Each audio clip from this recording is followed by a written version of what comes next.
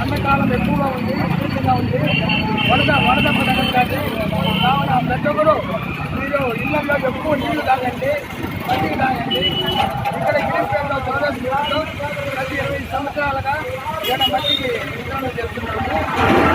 ప్రతి ఒక్కరు ఇక్కడ వచ్చి తాగి చల్లబడడం వల్ల ఎక్కువగా ఎండాకాలం మధ్యాహ్నం పైన ఎక్కడ పోవద్దండి.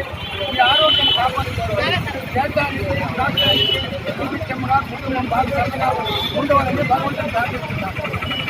ఈరోజు మన చిత్తూరు పట్టణంలో చిరపరిచితులైనటువంటి శ్రీ పార్థసారథి నాయుడు గారి యొక్క పుట్టినరోజు సందర్భంగా వారు ఈ యొక్క మజ్జిగ పంపిణీ కార్యక్రమాన్ని చేస్తున్నారు.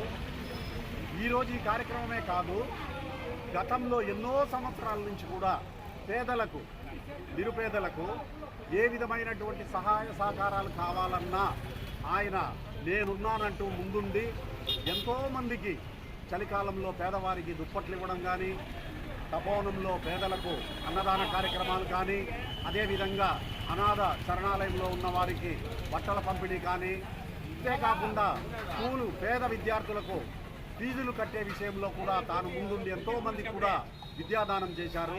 ఆయన చేయని దానం అంటూ ఏదీ లేదు.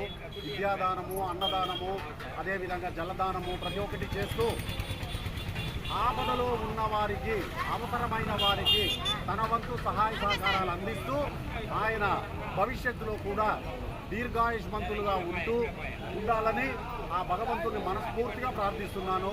జై హింద్.